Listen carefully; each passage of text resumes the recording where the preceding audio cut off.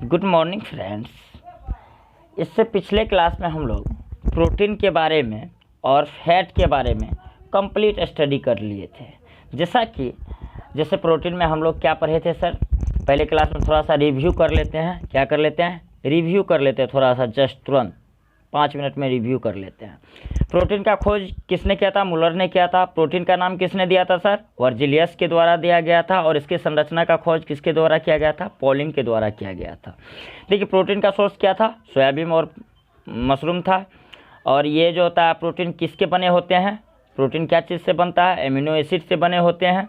और हमको कितना ग्राम पर डे चाहिए? 60 ग्राम। लेकिन IMB यानी इंडियन मार्केट ब्यूरो के अनुसार बताया गया हमको कितना मात्रा प्रोटीन पर डे चाहिए? 80 ग्राम पर डे चाहिए। और ये प्रोटीन जो होता है हमारे शरीर में किस तरह कार्य करता है? हमारे शरीर को व्यवस्थित करने यानी बॉडी बिल्डिंग, और दूसरा कार्य इसका क्या होता है? सेल को डेवलपिंग यानी कोशिका को विकसित करने का कार्य करता है। अगर कोशिका विकसित होगा तो उसका क्या होगा? मेंटली ग्रोथ होगा, हर चीज़ ग्रोथ होगा। ये सब प्रोटीन के बारे में हम लोग पहले मतलब सारा स्टडी कर चुके हैं। चलिए, और ये भी पढ़े थे हम लोग, प्रोटीन के टूटने पर क्या होगा? नाइट्रोजनियस सब्सटेंस प्राप्त होगा हमको। किसमें कौन सा प्रोटीन होता है? बोन्स में कौन सा प्रोटीन होता है? एग में कौन सा होता है? ब्लड में कौन सा होता है? व्हीट में कौन सा होता है? ये सारे प्रोटीन के बारे में हम लोग डिस्कस पिछले क्लास में कर चुके हैं। और ये अगर अमाउंट मात्रा ज़्यादा हो जाएगा तब क्या हो जाएगा? अगर उसका मात्रा प्रोटीन का मात्रा कम हो जाएगा तो क्या हो जाएगा? तो ये सारे डिस्कस कर चुके हैं पिछले वाले वीडियो में। अगर आप लोग नहीं देखे हैं तो पिछले वाले वीडियो पे जा करके आप उसको देखिए। अगर आपको वीडियो अच्छा लगता है तो लाइक, शेयर एंड सब्सक्राइब, और अपने दोस्त लोग के साथ भी फॉरवर्ड करें। चलिए, थैंक यू। अब हम स्टार्ट करेंगे आज कहाँ से सर? विटामिन से। चलिए विटामिन स्टार्ट करते हैं सर। देखिए, विटामिन का नाम किसने दिया था? फंक ने दिया था। किसने दिया था? फंक ने दिया था। इसको सी फंक भी बोला जाता है, यानी सी फंक आप कह सकते हैं, उसे फंक भी बोल सकते हैं, कोई दिक्कत नहीं है। देखिए इसका कार्य क्या होता है? विटामिन का कार्य क्या होता है? इसका कार्य होता है रोगों से सुरक्षा करना, यानी सेफ्टी प्रोवाइड करना। किससे? बीमारी से क्या करना? सुरक्षा प्रदान करना, कह सकते हैं। यानी इसका जो कार्य होता है रोगों से क्या करना? सुरक्षा प्रदान करना, यानी प्रोटेक्शन प्रदान करना। किसके प्रति? कोई भी बीमारी के प्रति क्या करना? प्रोटेक्शन करना, हमारे शरीर का रक्षा करना। ये किसका कार्य होता है सर? विटामिन का कार्य होता है। और विटामिन का नाम किसने दिया था? फंक ने दिया था। देखिए विटामिन 2 प्रकार के होते हैं। एक तो सोल्यूबल इन फैट, यानी एक सोल्यूबल होगा किसमें? फैट में, यानी वसा में क्या होगा? एक प्रकार का। विटामिन कितने प्रकार के होंगे? 2 प्रकार के। एक सोल्यूबल इन फैट, एक वाटर सोल्यूबल होगा। मतलब एक होगा जल में घुलनशील विटामिन होगा, और दूसरा क्या होगा? वसा में घुलनशील विटामिन होगा। देखिए वसा में जो घुलनशील विटामिन है, यानी फैट सोल्यूबल विटामिन जो है, कौन कौन है? आपको डायरेक्ट एग्जाम में पूछ लेता है। देखिए vitamin A, vitamin D, vitamin ई और विटामिन के, यानी इसको हम कह सकते हैं एडेक। क्या कह सकते हैं? एडेक। सॉरी, देखिए क्या कहेंगे इसको? एडेक। आप याद रखिएगा, एडेक मतलब ये vitamin A, vitamin D, vitamin E, vitamin के, ये सारे विटामिन किस में घुलनशील है? फैट में। और देखिए वाटर सोल्यूबल में, यानी जल में कौन कौन सा विटामिन घुलनशील है?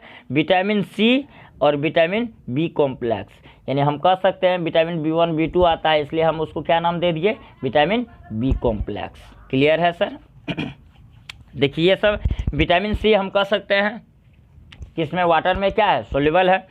और कौन सा विटामिन फैट में सोल्यूबल है? हम लोग पढ़ लिए एडेक्ट, यानी vitamin A, vitamin D, vitamin E, vitamin के, ये सब फैट में सोल्यूबल है। और ये जल में कौन सा विटामिन सर सोल्यूबल है? विटामिन सी और विटामिन बी कॉम्प्लेक्स। चलिए सर, यहाँ तक तो क्लियर होगा। चलिए अब बारी बारी से हम लोग स्टडी करने वाले हैं विटामिन ए का कार्य क्या होता है। ठीक है, विटामिन ए का क्या कार्य होता है? देखिए सर, विटामिन ए का केमिकल नेम क्या होता है? केमिकल नेम कभी कभी देखिए एग्जाम में जो सर आपसे पूछ लेता है, कभी कभी डायरेक्ट पूछ लेता है, बताइए विटामिन ए का केमिकल नेम क्या है? रेक्टिनॉल। क्लियर है सर? विटामिन ए का केमिकल नेम क्या है? रेक्टिनॉल। देखिए विटामिन ए हमारी आँखों के लिए क्या होता है? विटामिन ए हमारे आँख के लिए क्या है? आवश्यक है। यानी विटामिन ए की कमी से मेरे आँख का प्रॉब्लम स्टार्ट हो जाएगा। यानी विटामिन ए हमारे शरीर के लिए क्या है? लाभप्रद है, यानी जरूरी है। देखिए विटामिन ए का कार्य क्या होता है, अपना जो ये श्वास नली जो है, रेस्पिरेटरी सिस्टम जो है, रेस्पिरेटरी ट्रैकिया जो है, ट्रैकिया को क्या करना, नम रखना, यानी मॉइस्चर उसको प्रदान करना, किसका कार्य होता है, विटामिन ए का। हम कहते हैं श्वास नली को, सांस जो लेते हैं उस नली को नम रखने का कार्य कौन से विटामिन करता है, विटामिन ए करता है। क्लियर है। चलिए और क्या है, इसका सोर्स क्या है विटामिन ए का, अब सोर्स के बारे में पढ़ेंगे, इसका स्रोत कहाँ है, कहाँ से हमको विटामिन ए प्राप्त होता है। क्लियर है सर। देखिए यहाँ पे हम लोग अब इसका क्या पढ़ने वाले, सोर्स किसका है, विटामिन ए का। ये किसका सोर्स पढ़ेंगे हम लोग, विटामिन ए का सोर्स क्या है। गाजर से हमको क्या प्राप्त होता है, विटामिन ए। आम से क्या प्राप्त होता है, विटामिन ए यानी मैंगो। इसको आप येलो फ्रूट भी बोल सकते हैं मैंगो को, क्योंकि उसका कलर कैसा हो, येलो, पीला के जैसा हो जाता है, पीला रहता तो कहते हैं ना पका हुआ है आम। यानी येलो फ्रूट खाएंगे तो हमको कौन सा प्राप्त होगा, विटामिन ए। यानी हम कह सकते हैं आम खाने से हमको विटामिन ए प्राप्त होता है। उसके बाद ग्रीन वेजिटेबल यानी हरी साग सब्जी जितना भी है उसको खाने से हमको क्या प्राप्त होता है, विटामिन ए। मिल्क से भी हमको क्या प्राप्त होता है, विटामिन ए। यानी ये सारे अभी जितना भी पढ़ी ये सब क्या है, सोर्स है। किसका सोर्स है सर, ये विटामिन ए का स्रोत है। अगर ये सब चीज़ अगर सेवन करना हम कम कर दें तो मेरे शरीर में विटामिन ए का मात्रा घट जाएगा, जिससे क्या होगा, बहुत सारा प्रॉब्लम होगा। श्वास नली नम नहीं रहेगा, ये प्रॉब्लम हो जाएगा। तो इससे क्या होगा, सांस लेने में भी दिक्कत हो सकता है। यानी विटामिन ए हमारे शरीर के लिए बहुत ही लाभप्रद है, कर सकते हैं। चलिए सर, अब हम लोग और इसके बारे में, विटामिन ए के बारे में कुछ पॉइंट स्टडी करेंगे। चलिए देखिए, विटामिन ए एंटी इन्फेक्शन का कार्य करता है। देखिए एंटी इन्फेक्शन मतलब कोई इन्फेक्शन अगर आपके शरीर में होने वाला है, उस इन्फेक्शन को रोकने का भी कार्य कौन करता है सर, विटामिन ए करता है। देख रहे हैं विटामिन ए किस तरह के मतलब कैसा कार्य करता है, एंटी इन्फेक्शन का भी कार्य करता है। यानी विटामिन ए बहुत लाभप्रद है हमारे लिए। देखिए विटामिन ए की कमी से देखिए कितने प्रकार का रोग होता है। एक रोग कैसा होगा, आँख सूख हो जाएगा, विटामिन ए की कमी से आँख सूखा पड़ने लगेगा। और दूसरा क्या होगा, रात में दिखाई नहीं देना, रात में यानी नाइट ब्लाइंडनेस आ सकता है। विटामिन ए की कमी से नाइट ब्लाइंडनेस हो सकता है, यानी उसको क्या बोलेंगे, रतौंधी की समस्या। आपको डायरेक्ट एग्जाम में पूछ लेता है, बताइए विटामिन ए का क्या कार्य है, यानी तो आपको विटामिन ए का केमिकल नेम पूछ लेगा, यानी तो आपको पूछ लेगा विटामिन ए की कमी से कौन सा रोग होता है। यानी आपको ऐसे करके भी क्वेश्चन पूछ लेगा, बताइए रतौंधी कौन से विटामिन की कमी के कारण होता है। तो मेरा जवाब क्या होगा, विटामिन ए की कमी से क्या होता है, रतौंधी होता है। रतौंधी का मतलब रात में दिखाई नहीं देना। क्लियर है सर। चलिए विटामिन ए के बारे में कंप्लीट स्टडी कर लिए। चलिए अब हम लोग आते हैं फैट सोल्यूबल विटामिन का अगला पार्ट, जो है विटामिन डी। यानी हम लोग पढ़े थे एडेक्ट, तो विटामिन ए पढ़ लिया, अब विटामिन डी पढ़ रहे हैं। देखिए विटामिन डी का केमिकल नेम क्या है, कैल्सीफोरल हम कह सकते हैं। विटामिन डी का केमिकल नेम क्या है, कैल्सीफोरल। देखिए इसका संश्लेषण त्वचा द्वारा सूर्य के प्रकाश की उपस्थिति में होता है। हम कह सकते हैं विटामिन डी हमको कहाँ से प्राप्त होता है, सूर्य के प्रकाश से प्राप्त होता है। और सूर्य का प्रकाश से कैसे प्राप्त होता है, त्वचा के द्वारा प्राप्त होता है विटामिन ए। चलिए ये इम्पोर्टेंट था, इसलिए हम लोग कहते हैं धूप में रहना चाहिए ताकि विटामिन डी हमको प्राप्त हो। यह हमारे शरीर में कैल्शियम के अवशोषण को बढ़ाता है, जिसके कारण अस्थियाँ क्या होता है, हम लोग कहते हैं धूप लगेगा तो क्या होता है। कभी कभी आप लोग देखे होंगे नेसेंट चाइल्ड जो होता है, बच्चा जो होता है, उसको क्या करता है, धूप में रखता है। क्यों रखता है जानते हैं, उसका मतलब हुआ कि धूप में इसलिए रखा जाता है ताकि उस बच्चे के शरीर में विटामिन डी उसको प्राप्त हो। अगर विटामिन डी प्राप्त होगा तो कैल्शियम का अवशोषण, यानी कैल्शियम का उसके शरीर में कैल्शियम का एब्जॉर्प्शन पावर जो होगा, यानी अवशोषण शक्ति जो होगा, वह क्या हो जाएगा, उसका ग्रो हो जाएगा, यानी बढ़ जाएगा, इंक्रीज हो जाएगा। जिसके कारण अगर कैल्शियम का मात्रा बढ़ेगा तो हम पहले ही जानते हैं क्या होगा, उसका हड्डी क्या होगा, मजबूत होगा।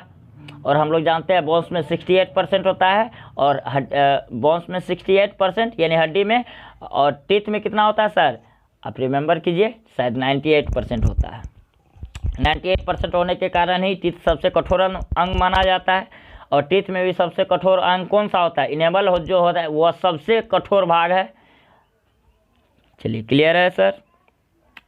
अब हम लोग आगे इसी में पढ़ेंगे। विटामिन डी के बारे में हम लोग ये तो पढ़ लिए, ये कैल्शियम की मात्रा को एब्जॉर्प्शन को क्या करता है, बढ़ाता है, जिससे क्या होता है, हमारा शरीर मजबूत होता है, हड्डी मजबूत होता है। चलिए अगला पॉइंट पढ़ते हैं विटामिन डी का। विटामिन डी को हार्मोन लाइक विटामिन भी कहा जाता है, यानी विटामिन डी जस्ट आप इसको क्या कह सकते हैं, हार्मोन लाइक विटामिन भी कह सकते हैं, हार्मोन के जैसा विटामिन भी इसको कह सकते हैं आप। देखिए इसका सोर्स क्या है, इसका सोर्स है सनलाइट, यानी सूर्य के प्रकाश, सूर्य का प्रकाश से प्राप्त किया जाता है कौन सा विटामिन, विटामिन डी। और क्या हुआ, और कहाँ से विटामिन डी प्राप्त होता है, मिल्क से, और फिश लीवर, यानी फिश का जो लीवर होता है, लीवर खाने से भी हमको कौन सा प्राप्त होता है, विटामिन डी प्राप्त होता है। और एग यानी अंडा खाने से भी हमको विटामिन डी प्राप्त होता है। चलिए इसका सोर्स पढ़ लिए, इसको क्या कहते हैं, इसके मतलब इसका क्या ज़रूरत है हमारे शरीर में, ये भी पढ़ लिए। ये कैल्शियम के एब्जॉर्प्शन को क्या करता है, इंक्रीज करता है, जिससे क्या होता है, हमारे बोन्स क्या होता है, मजबूत होता है, स्ट्रॉन्ग होता है। और ये भी पता है कि ये सूर्य के प्रकाश की उपस्थिति में त्वचा के द्वारा ये क्या करता है, हमारा शरीर एब्जॉर्प्शन करता है, विटामिन डी प्राप्त करता है, यानी सूर्य के प्रकाश से प्राप्त करता है। हम लोग सोर्स भी पढ़ लिए, सारे चीज़ डिस्कस कर लिए। चलिए अब हम लोग इसके बारे में डिस्कस करने वाले हैं, डिफिशियंसी से क्या होगा, यानी डिफिशियंसी ऑफ विटामिन डी के डिफिशियंसी होने से, यानी विटामिन डी का हमारे शरीर में कमी होने से क्या होगा। कैल्शियम कम होने से हड्डी क्या होगा, कमज़ोर हो जाएगा, जिसके कारण 2 प्रकार का रोग हो जाएगा। अब एक चीज़ बताइए, विटामिन डी क्या करता है हमारे शरीर में, कैल्शियम के पावर, एब्जॉर्प्शन पावर को इंक्रीज करता है। अगर विटामिन डी कम हो जाएगा तो कैल्शियम का मात्रा क्या हो जाएगा, उसके शरीर में कम हो जाएगा। उससे किस प्रकार का रोग होगा, हड्डी क्या होगा, उसका बोन्स क्या होगा, कमज़ोर हो जाएगा, जिसके कारण 2 प्रकार का बीमारी होगा। एक बच्चा में एक अलग होगा, एडल्ट में एक अलग होगा, ये दोनों का अलग अलग होगा। क्या नाम है, देखिए आगे में देखिए, विटामिन डी का जो डिफिशियंसी से क्या क्या होगा। देखिए बच्चों में जो होगा उसको कहा जाता है रिकेट्स। क्या कहा जाता है, बच्चों में जो होता है विटामिन डी का कमी हो जाता है तो उसको कौन सा बीमारी होता है, रिकेट्स नामक बीमारी होता है। इसको क्या कहता है, सूखा रोग भी बोला जाता है। आपको डायरेक्ट पूछ लेगा, बताइए सूखा रोग बच्चों में किस विटामिन की कमी के कारण होता है, विटामिन डी के कमी के कारण। और किस में होता है सर, ये चाइल्ड में। एक होता है ओस्टियोमलेशिया, ये किस में होता है, एडल्ट में होता है। इसका मतलब ये एडल्ट में होगा, एडल्ट का भी तो हड्डी कमज़ोर हो सकता है, ऐसा भी तो होगा, उसके शरीर के एब्जॉर्प्शन पावर, यानी कैल्शियम का एब्जॉर्प्शन पावर जो होगा वो कमज़ोर हो गया होगा, जिससे क्या होगा, एब्जॉर्प्शन पावर कमज़ोर होने का मतलब है कि विटामिन डी उसके शरीर में कम है, तो इसका मतलब उसके कैल्शियम का मात्रा क्या हो जाएगा, उसके शरीर में भी कम हो जाएगा। अगर कम हो जाएगा तो एडल्ट में, अगर एडल्ट यानी 18 साल से एवब के बच्चों में अगर ये चीज़ पाया जाता है तो उस बीमारी को क्या कहा जाता है, एडल्ट तो समझ रहे हैं, 18 साल से ऊपर के एज को हम कह सकते हैं एडल्ट, और बिलो क्या कहेंगे, चाइल्ड कहेंगे। चाइल्ड में रिकेट्स प्रकार का रोग होगा, और इसमें क्या होगा, ओस्टियोमलेशिया प्रकार का रोग होगा, यानी एडल्ट में हम कह सकते हैं। क्लियर है, ये किसके कारण होता है, विटामिन डी के कमी के कारण होता है। इस तरह से हम लोग विटामिन डी का कंप्लीट स्टडी कर चुके हैं। चलिए हम लोग अब आगे आते हैं विटामिन ई पे। किस पे आते हैं, विटामिन ई का क्या कार्य है, देखते हैं इसके बारे में। देखिए विटामिन ई को क्या कहा जाता है, देखिए सर, विटामिन ई को दूसरा नाम, इसका नाम है ब्यूटी विटामिन, यानी सुंदरता का विटामिन। देख रहे हैं नाम, यानी विटामिन ई को दूसरा नाम हम क्या बोल सकते हैं, ब्यूटी विटामिन, या इसको क्या बोल सकते हैं, रिप्रोडक्टिव विटामिन, यानी प्रजनन विटामिन हम कह सकते हैं। इसका मतलब है विटामिन ई का कार्य प्रोडक्शन में भी होता होगा और ब्यूटी में भी होता होगा, इसलिए तो इसका नाम दिया गया sir beauty vitamin and reproduction vitamin. कोई दिक्कत, चलिए विटामिन ई को हम क्या बोल सकते हैं, ब्यूटी विटामिन, और क्या बोल सकते हैं, रिप्रोडक्टिव विटामिन, यानी प्रजनन का विटामिन बोल सकते हैं। यानी प्रजनन में विटामिन ई क्या होगा, हेल्पफुल होगा कि नहीं, रिप्रोडक्शन में कौन सा विटामिन हेल्पफुल होगा, विटामिन ई। तो अगर आपसे डायरेक्ट क्वेश्चन पूछ ले, बताइए किस विटामिन को रिप्रोडक्टिव विटामिन कहा जाता है, तो विटामिन ई। किस विटामिन को ब्यूटी विटामिन कहा जाता है, तो विटामिन ई को ब्यूटी विटामिन कहा जाता है। देखिए इसका केमिकल नेम सर क्या होता है, केमिकल नेम होता है टोकोफेरॉल। क्या नाम होता है सर, टोकोफेरॉल। क्लियर है, देख रहे हैं यहाँ पे सर। देखिए ये विटामिन युग्मक का निर्माण करता है, यानी गैमेट्स का फॉर्मेशन करता है। किसका निर्माण करता है आप जानते हैं। चलिए ये गैमेट्स के बारे में आप लोग रिप्रोडक्टिव चैप्टर में अच्छे से समझेंगे। गैमेट्स का फॉर्मेशन कैसे होता है, फिर कैसे बेबी बॉर्न होता है, सारी चीज़ हम लोग स्टडी करेंगे। देखिए विटामिन ई का कार्य क्या होता है। विटामिन ई का कार्य होता है गैमेट्स के निर्माण में, यानी फॉर्मेशन ऑफ गैमेट्स में क्या करना, सहायक करना, हेल्प करना। यानी ये कौन से विटामिन का कार्य होता है युग्मक का निर्माण में, विटामिन ई का कार्य होता है। आपसे डायरेक्ट क्वेश्चन पूछ ले, बताइए युग्मक के निर्माण में किस विटामिन का प्रयोग होता है, कौन सा विटामिन सहायता हो, कि कौन सा विटामिन का यूजफुल होता है। विटामिन ई क्या होता है, यूजफुल होता है, लाभप्रद होता है। देखिए गैमेट्स में क्या होगा, स्पर्म और क्या होगा, एग होगा। क्या होगा, स्पर्म और एग, यानी शुक्राणु और अंडाणु होगा। और आप जानते हैं शुक्राणु जो होता है ये किस में होता है, ये मेल में होता है, और ये एग जो होता है किस में होता है, ये फीमेल में होता है। चलिए हम लोग बाद में स्टडी करेंगे इसके बारे में। बस अभी हम लोग को इतना पढ़ना है, विटामिन ई जो है ये विटामिन युग्मक निर्माण में क्या होते हैं, सहायक होते हैं, हेल्पफुल होते हैं। यानी हेल्पफुल कौन होगा, गैमेट्स के फॉर्मेशन में विटामिन ई। क्लियर है। गैमेट्स कहते हैं किसको, एग और स्पर्म जब मिलता है तो उसी को गैमेट्स बोलते हैं, युग्मक बोलते हैं। चलिए इसलिए इसको रिप्रोडक्टिव विटामिन कहा गया। देख रहे हैं इसका काम है, इसलिए उसको क्या नाम से जाना गया, रिप्रोडक्टिव विटामिन। चलिए आप और पढ़ते हैं। देखिए यह विटामिन जो है, चलिए अगला पॉइंट पढ़ते हैं इसके बारे में। यह विटामिन स्वस्थ और चमकदार चेहरे के लिए आवश्यक होता है। देखिए यह विटामिन स्वस्थ यानी हेल्दी और चमकदार यानी शाइन स्किन, चमकदार त्वचा के लिए क्या होता है, ये आवश्यक होता है।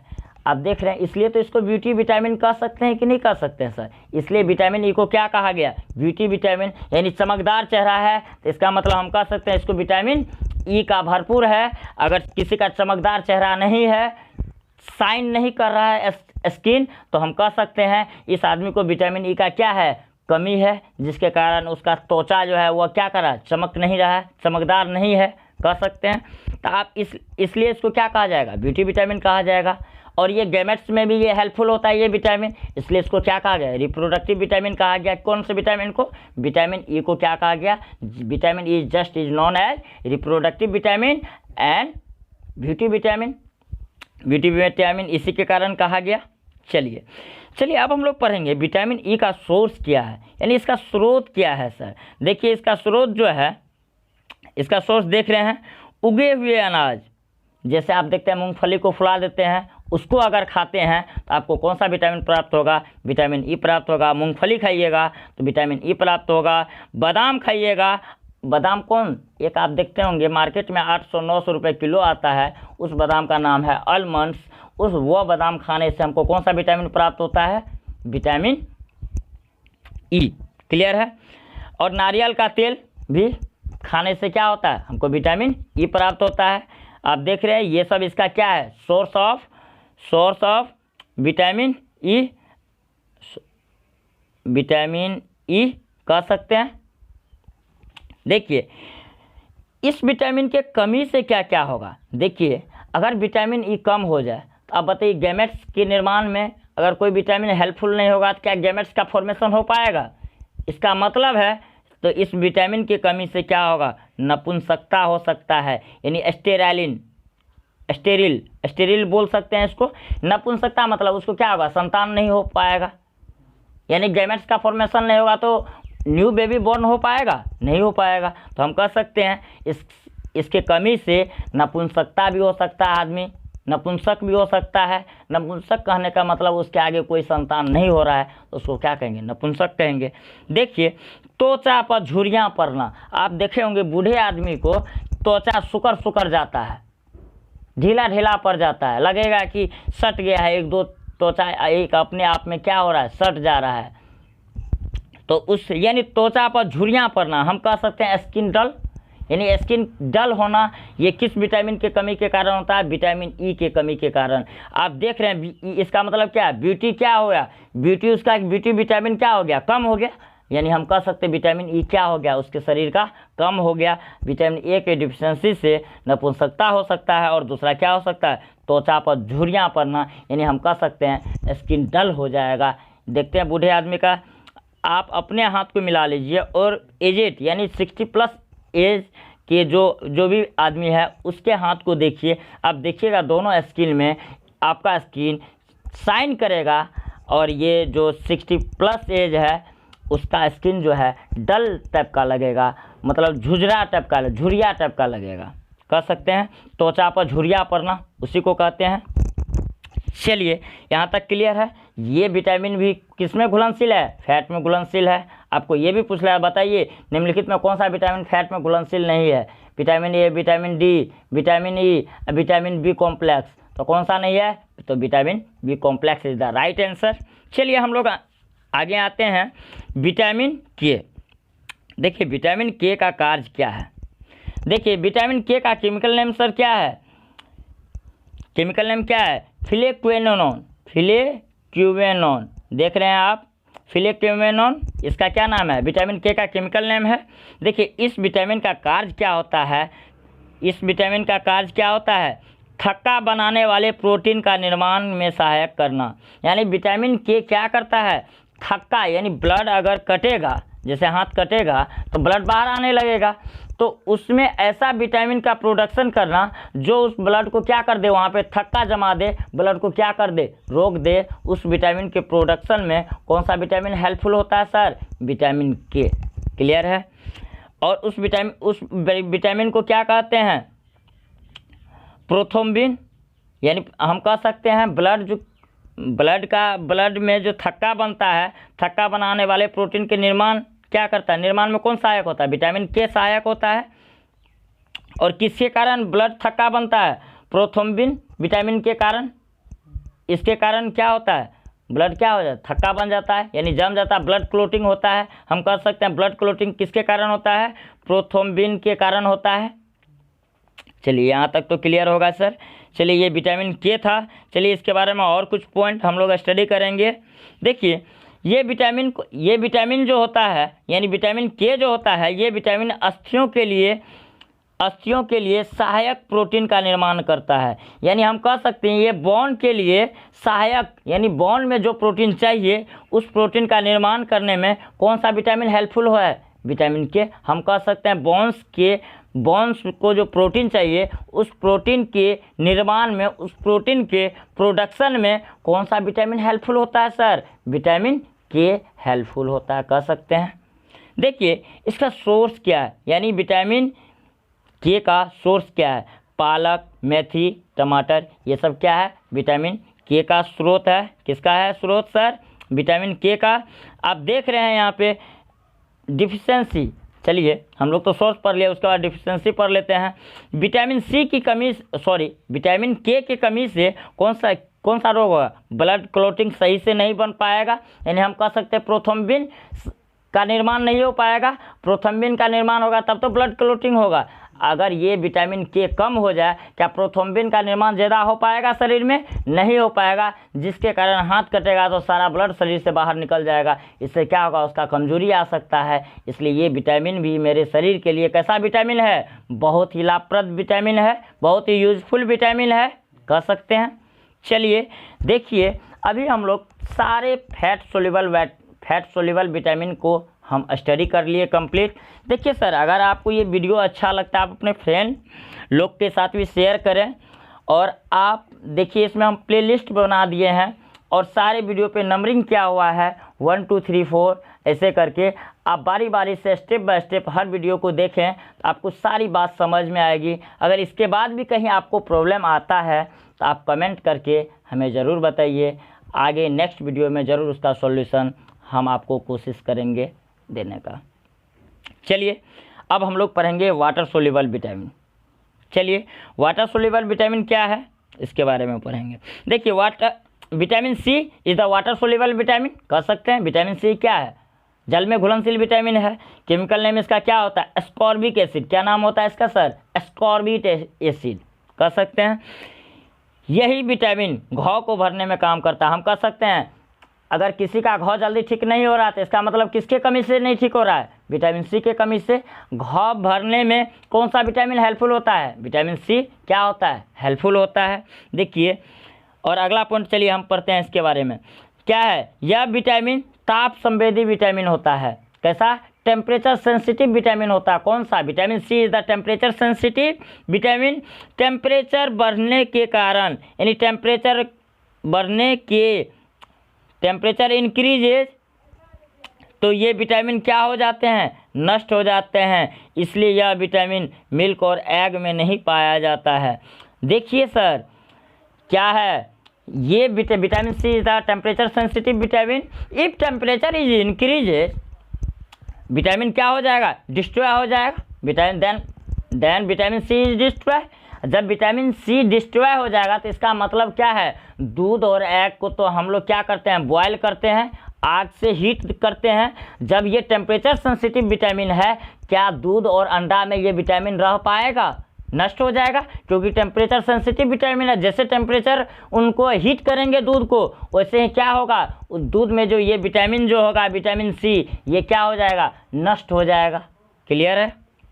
तो हम कह सकते हैं विटामिन सी क्या है? Temperature sensitive. और आपको डायरेक्ट पूछ लेगा, बताइए कौन सा विटामिन टेम्परेचर सेंसिटिव है? तो vitamin C is the temperature sensitive vitamin. Vitamin C chemical name is ascorbic acid, कह सकते हैं। चलिए हम लोग आगे आते हैं। देखिए, यह विटामिन मूत्र के साथ भी बह जाता है। अब देखिए, इसका सेक्रेशन कहाँ से हो जाता है? यूरिन के माध्यम से भी इसका सेक्रेशन हो जाता है। क्लियर है? यानी यह विटामिन मूत्र के साथ भी क्या हो जाता है? बह जाता है। देखिए, इस विटामिन का कमी शराबी व्यक्ति में होता है। किसमें होता है? जो शराब पीता है उसमें क्या होता है? जो अल्कोहल लेता है उसमें क्या होता है? कौन सा विटामिन का कमी होता है? Vitamin C. इसलिए आप देखे होंगे शराबी व्यक्ति का घाव जल्दी ठीक नहीं होता है, वह उसको बहुत दिन में जा कर के ठीक होता है। क्यों? क्योंकि उसके शरीर का जो है घाव भरने में कौन सा विटामिन हेल्पफुल होता है? Vitamin C. Vitamin C helpful होता है। देखिए इस पॉइंट पे पढ़ रहे थे हम लोग। विटामिन सी की कमी से क्या होता है? विटामिन सी का कमी किस व्यक्ति को होता है? शराबी यानी अल्कोहलिक पर्सन को होता है, जिसके कारण उस रोग को क्या कहेंगे? अस्कर्वी कहेंगे। उस रोग को क्या कहेंगे? अस्कर्वी कहेंगे। आपको डायरेक्ट पूछेगा एग्जाम में, बताइए अस्कर्वी रोग किसके कारण होता है और कौन से व्यक्ति को होता है? अस्कर्वी रोग किस व्यक्ति को होगा? शराबी व्यक्ति को होगा। किस व्यक्ति को होगा? शराबी। और ये कौन से विटामिन के कमी के कारण होता है? विटामिन सी के कमी के कारण होता है, कह सकते हैं। देखिए, इसका मतलब क्या हुआ? अस्कर्वी कहते किसको हैं? देखिए, अस्कर्वी का मतलब हुआ, सॉरी एक मिनट, देखिए सर, अस्कर्वी कहने का मतलब क्या? मसूरों में सूजन आना। मसूरा क्या हो जाना? फूल जाना। मसूरा क्या होना? फूल जाना। रक्त बहना, मतलब ब्लड बह रहा है, रक्त का बहना। और क्या होगा? इसमें घाव भर नहीं पाते हैं। हम तो पहले ही बताए विटामिन सी के कारण ही क्या होता है? घाव भरा जाता है। अगर इसका कमी हो जाएगा तो क्या घाव भर पाएगा? नहीं भर पाएगा। चलिए, हम लोग तो ये सब सारे चीज़ पढ़ लिए। विटामिन सी का कमी खास करके किस व्यक्ति को होता है? शराबी व्यक्ति को होता है, जिसके कारण उस शराबी व्यक्ति को कौन सा बीमारी हो जाता है? अस्कर्वी बीमारी हो जाता है। आप देखे होंगे जो शराबी व्यक्ति होता है, जो अल्कोहलिक पर्सन होता है, उसको क्या होता है? मसूरों में सूजन आ जाता है। और क्या होता है? रक्त का बहना। और क्या लक्षण है? और उसको घाव सही से भर नहीं पाएगा, तुरंत ठीक नहीं हो पाएगा, दवाई लेगा तो पर भी ठीक नहीं हो पाएगा जल्दी। ठीक है, क्योंकि उसके शरीर में किसका कमी हो जाता है? विटामिन सी का। Vitamin C is the fat soluble vitamin. Vitamin C का केमिकल नेम क्या है? एस्कॉर्बिक एसिड नाम है। चलिए, इसका सोर्स क्या है? देखिए, आंवला, खट्टे फल इसका क्या है? स्रोत है। क्लियर है? चलिए, एक हम लोग थोड़ा सा पढ़ लेते हैं। देखिए, एडीएच हार्मोन यानी anti diuretic hormone. ADH hormone को क्या बोला जाता है?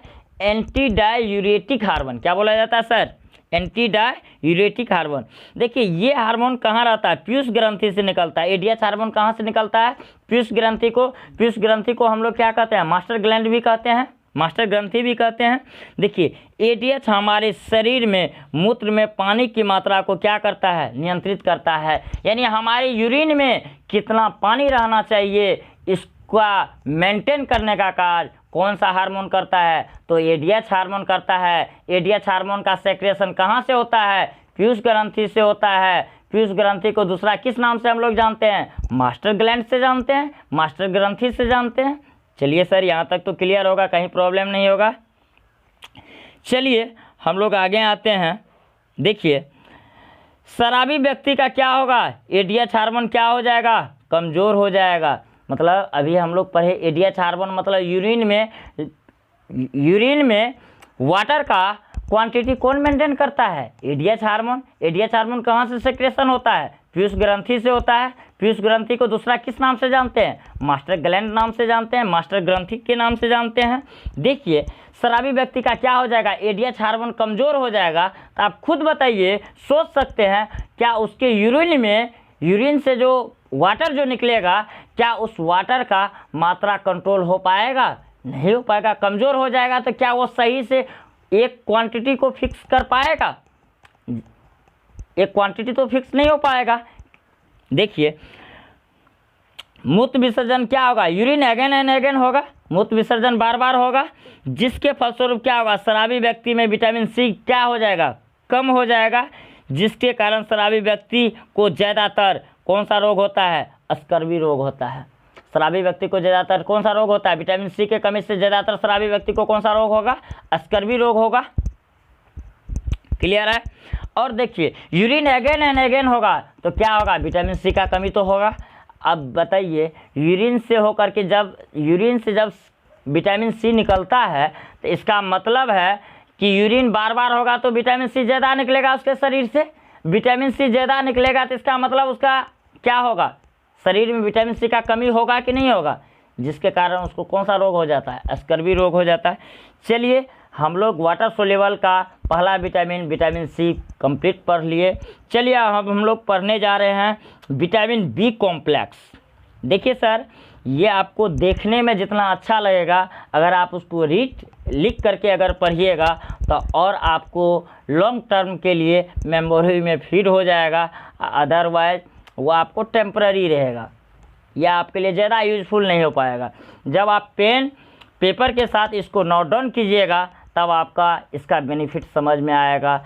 और आपको जितने भी एग्ज़ाम होते हैं आपके यहाँ अपने यहाँ वन डे एग्ज़ाम जितने भी, अगर इस चैप्टर से क्वेश्चन आ रहा है तो इससे बाहर कुछ नहीं आने वाला है दोस्त। चलिए इसलिए अच्छे से स्टडी करें और मेरे चैनल के साथ आप लोग ज़्यादा से ज़्यादा बच्चे जुड़िए ताकि हम आपको आगे से आगे और भी कंटेंट अच्छा प्रोवाइड कर सकें। चलिए थैंक यू। चलिए अब हम लोग आते हैं come to the next topic, vitamin B complex. क्या आते हैं, विटामिन बी कॉम्प्लेक्स क्या है, विटामिन बी कॉम्प्लेक्स के बी कॉम्प्लेक्स मतलब क्या है, बी का एक विटामिन नहीं है, बहुत सारा विटामिन है, बी का टाइप है, इसलिए इसको क्या बोला गया, विटामिन बी कॉम्प्लेक्स। देखिए विटामिन बी कॉम्प्लेक्स में पहला हम लोग विटामिन किसको पढ़ने वाले हैं, विटामिन B1। देखिए विटामिन B1 का केमिकल नेम क्या है, केमिकल नेम ऑफ B1 क्या है, थायमिन। क्या नाम है केमिकल नेम B1 का, थायमिन नाम है। इसका सोर्स क्या है सर, हरी सब्जियां, मूंगफली और मिल्क और एग। B1 का सोर्स क्या है, हरी साग सब्जियां, मूंगफली और मिल्क और क्या, एग, अंडा कह सकते हैं। देखिए इसकी कमी से कौन सा रोग होगा, बेरी रोग होगा। हम कह सकते हैं विटामिन B1 की कमी से कौन सा रोग होता है, बेरी नामक रोग होता है। आपको एग्जाम में डायरेक्ट पूछ ले, बताइए ये रोग किसके कारण होता है, तो हम कह सकते हैं क्या बोलेंगे, विटामिन B1 की कमी के कारण होता है। देखिए इस रोग में होता क्या है, इस रोग में होता बेरी रोग में होता क्या है, शरीर में दर्द होना। क्या होगा, शरीर में दर्द होना, कमजोरी पड़ना यानी वीकनेस, और क्या होगा, प्रतिरक्षा कमजोर यानी इम्यूनिटी पावर जो होता है वह कैसा पड़ना, वीक पड़ना। क्लियर है। देखिए ये विटामिन बी का कार्य हम लोग पढ़ लिए और विटामिन बी के कमी से क्या होता है वो भी पढ़ लिए, इसका केमिकल नेम भी पढ़ लिए, इसका सोर्स क्या है। देखिए आपको 3 चीज़ से क्वेश्चन विटामिन से पूछने का सबसे प्रबल चांस होता है। पहला आपको पूछ लेगा, चलिए बताइए विटामिन B1 का केमिकल नेम क्या है, तो थायमिन नाम है। इसका सोर्स क्या है, हरी साग सब्जी, अंडा, मिल्क, ये सब क्या हो गया, सोर्स हो गया। और इसका डिफिशियंसी से क्या बीमारी, कौन से रोग होता है, इसके कमी से कौन सा रोग होता है, इसके कमी से कौन सा रोग होता है, बेरी नामक रोग होता है। ऐसा क्वेश्चन पूछ लेता है।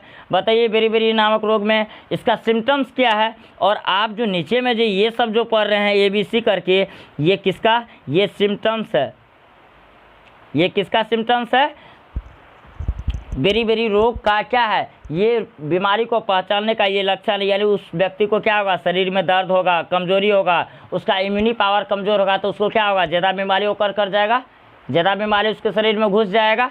ये खास करके किसको कमज़ोर हो जाता है, ओल्ड एज में आप देखते होंगे बूढ़े आदमी का इम्यूनी पावर जो हो जाता है, क्या हो जाता है, कमज़ोर हो जाता है, जिसके चलते उसको बहुत सारा रोग होने लगता है।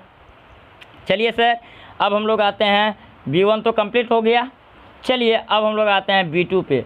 यानी B2 क्या है, देखिए इसका केमिकल नेम क्या है, riboflavin. Chemical name of B2, chemical name of B1 तो थायमिन था, और केमिकल नेम B2 का क्या है, राइबोफ्लेविन। देखिए इसका सोर्स क्या है, स्रोत क्या है, हरी साग सब्जी, मांस मछली, नॉन वेज, एग, मिल्क, ये सब क्या है, इसका सोर्स है।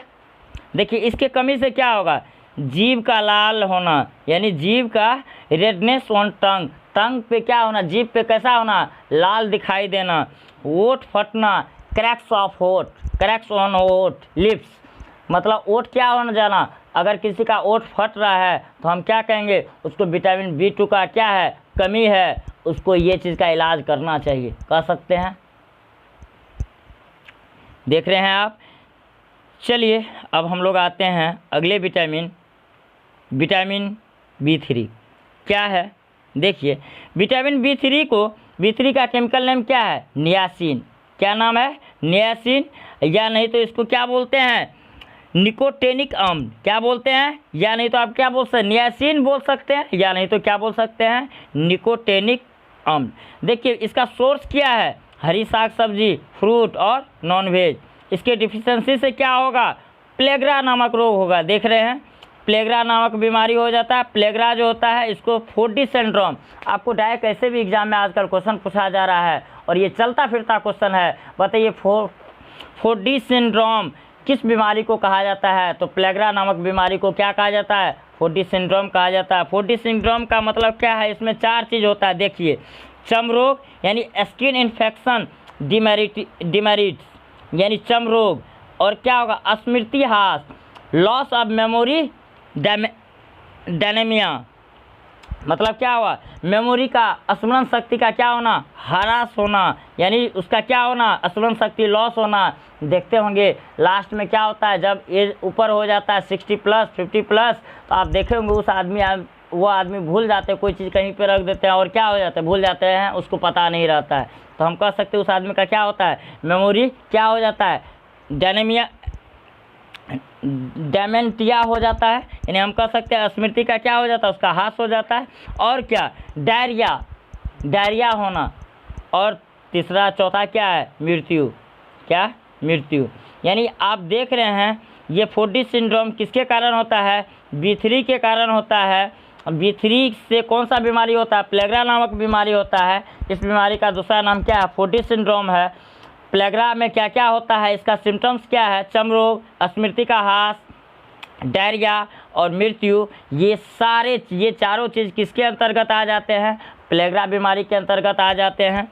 देखिए विटामिन B3 हमारे शरीर के कोलेस्ट्रॉल को नियंत्रित करने का कार्य करता है। अब एगो चीज़ बताइए सर, शरीर में कोलेस्ट्रॉल का मात्रा अगर बढ़ जाएगा तो वहीं से हार्ट अटैक का खतरा तो बढ़ता था। अब बताइए कोलेस्ट्रॉल का नियंत्रण करने का कार्य, यानी कोलेस्ट्रॉल को मेंटेन करने का कार्य किस विटामिन को जाता है, विटामिन B3 को जाता है, कह सकते हैं। देखिए अगर ऑप्शन में आपसे ये पूछा है कोलेस्ट्रॉल पे नियंत्रण कौन सा विटामिन करता है, अगर उसमें कोई भी vitamin B1, B2, B3, B1, B2 लिखा हुआ है, अगर B कॉम्प्लेक्स लिख दिया है, एक ऑप्शन दे दिया है, चौथा ऑप्शन अगर नन ऑफ दिस दे दे, तो आप किसको टिक करके आएंगे, विटामिन बी कॉम्प्लेक्स को, क्योंकि बी कॉम्प्लेक्स का ही ना पार्ट है B3। विटामिन B3 तो ऑप्शन दिया नहीं, B1 तो होगा नहीं, B2 तो होगा नहीं, दोनों का तो अलग अलग कार्य है। चलिए ऐसा करते हैं फ्रेंड, अभी यहीं तक रखते हैं, फिर हम शाम में इस वीडियो को और कैरी ऑन करेंगे, आगे बढ़ेंगे इस वीडियो के साथ, और आज शाम में इस चैप्टर को कंप्लीट कर लेंगे, कंप्लीट स्टडी कर लेंगे। इसके बाद और अगले चैप्टर के बारे में हम लोग सोचेंगे कौन से चैप्टर को लेकर के आना है आप लोग के बीच। चलिए थैंक यू सर। अगर आपको ये वीडियो अच्छा लगता है तो लाइक शेयर एंड सब्सक्राइब कीजिए और अपने दोस्त लोग के साथ भी बताइए। चलिए थैंक यू सर।